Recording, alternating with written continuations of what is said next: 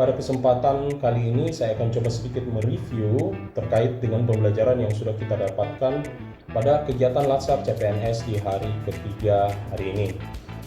Secara garis besar, materi yang kami dapatkan atau kita dapatkan dalam kegiatan Latsar hari ini adalah terkait dengan analisis isu kontemporer. Apa saja yang dibahas dalam hal ini, materi ini menitik beratkan pada bagaimana seorang ASN nantinya itu mampu melakukan penyelesaian masalah. Nah, penyelesaian masalah atau penyelesaian isu tentunya ini terdiri dari beberapa tahap. Tahap yang pertama yang bisa saya gambarkan adalah mengidentifikasi dan mendeskripsikan isu-isu yang ada di sekitar kita. Setelah kita coba mengidentifikasi isu-isu atau masalah yang mungkin berada di seputaran kita dalam skop instansi mungkin atau dalam skala nasional, maka selanjutnya kita coba mendeskripsikan apa saja hal-hal terkait dengan isu tersebut. Apa saja yang perlu dideskripsikan? Salah satunya adalah dampak dari isu tersebut, kemudian skop dari atau lingkup dari isu tersebut, apakah dia berskala regional atau instansi dan sebagainya.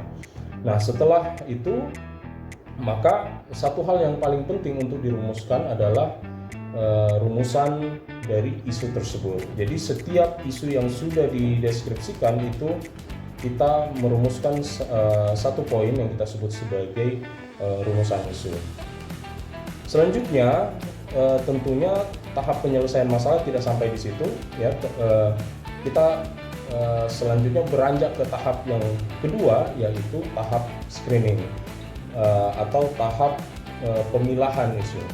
Dari isu-isu yang sudah kita identifikasi tadi, maka selanjutnya isu-isu ini kita akan bawa ke kedua instrumen ya yang kita sebut APKL. Instrumen tersebut nantinya berfungsi untuk menyaring isu-isu yang ada yang sudah kita identifikasi berdasarkan kualitasnya. Setelah itu instrumen-instrumen yang sudah tersaring dari instrumen yang pertama tadi selanjutnya akan masuk ke screening selanjutnya, yaitu screening dengan tools yang kita sebut sebagai tools USG, di mana tools USG ini adalah instrumen yang digunakan untuk memilah isu-isu yang sudah ada itu berdasarkan skala prioritas. Dari output tahap kedua ini kita akan dapatkan satu isu yang nantinya akan kita analisis faktor-faktor penyebabnya, kemudian kita akan cari solusi terkait dengan faktor-faktor yang bisa menyebabkan timbulnya isu tersebut.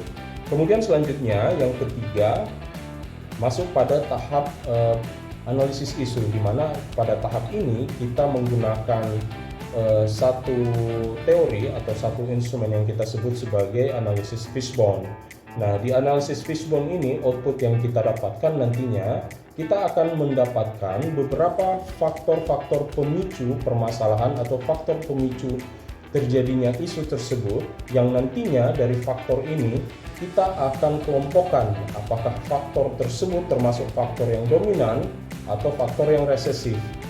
Nah, selanjutnya faktor yang dominan nantinya inilah yang akan kita bawa ke tahap yang terakhir, yaitu tahap untuk pembuatan alternatif penyelesaian permasalahan. Di tahap terakhir ini kita menyusun alternatif penyelesaian masalah terkait dengan akar-akar masalah yang sudah kita identifikasi di fishbone sebelumnya. Kemudian kita buatkan rencana tindakannya yang tergambar dalam 3 tahapan. Rencana yang pertama bagaimana perencanaannya, kemudian yang kedua bagaimana eksekusi atau pelaksanaannya, dan yang ketiga itu adalah bagaimana bentuk evaluasi dari treatment atau tindakan yang kita lakukan sebagai rangkaian dari pemecahan masalah atas akar masalah yang kita temukan di analisis fishbone sebelumnya.